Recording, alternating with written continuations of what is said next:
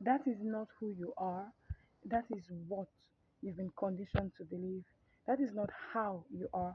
That is what you've been conditioned to believe. I hear a lot of people who have low self esteem say, that is how I am. I hear a lot of people who don't have self confidence say, that's how I've always been. That is not how you've always been. That is what you've been conditioned to believe. That is how you've been conditioned to believe.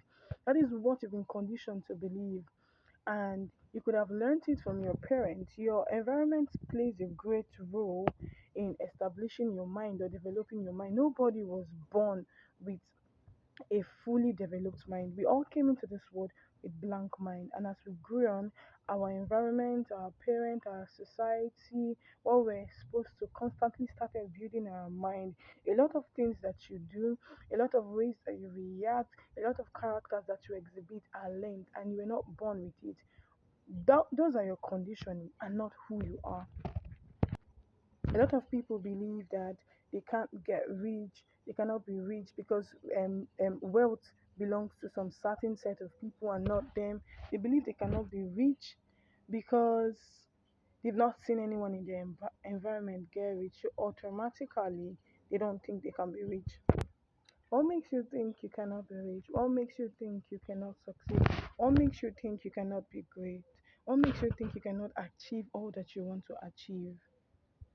Riches or greatness does not have a particular set of people it favors. It only listens to the rules that governs it, the principles that governs it. And once you find the principles of wealth and you apply it, whether you're from a poor background, whether you're from the trenches, whether you're from anywhere, you are going to be rich. You are going to produce the same exact result those people, rich people, are producing. You are not limited to anything. No human is limited to anything. As long as you have access to the right information, you are going to produce the same result other people that you think are better than you are producing. Now, as I've said earlier, conditioning comes from your environment, your parents, your society, what you've been exposed to, character traits you've seen around you, and all of those things. Now, the best way to start unlearning some conditioning to know who you are is to number one, understand your source. You have to ask yourself who I am. Your identity plays a great role in how you see yourself. It plays a great role in how things works out for you. If you don't see yourself succeeding, you will not succeed because everything starts from the inside. Everything stems out from the inside. Belief is from the inside. Fear is from the inside. All of those emotions, all of those beliefs, all of those thought patterns are from the inside.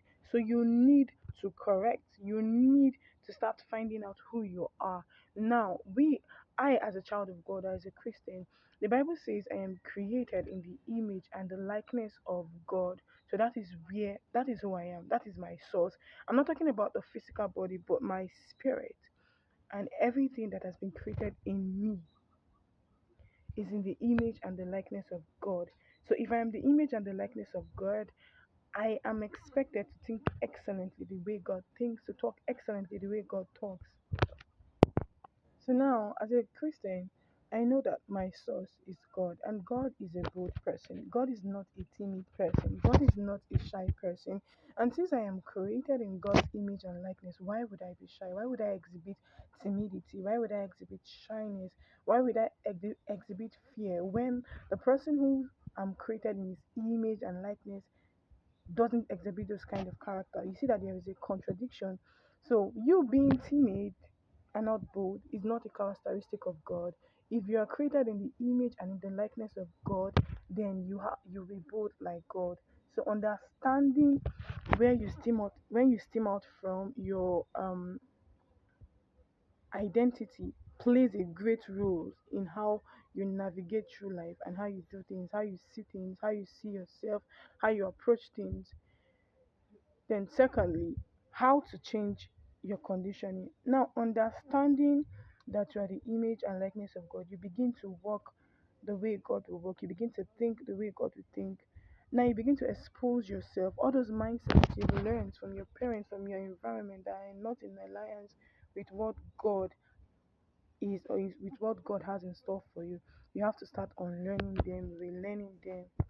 So I say number one way to understand or to change the conditioning that you've been exposed to is to understand your source, is to know where you come from. You are the image and you are the likeness. You're created in the image and you're created in the likeness of God. Then secondly,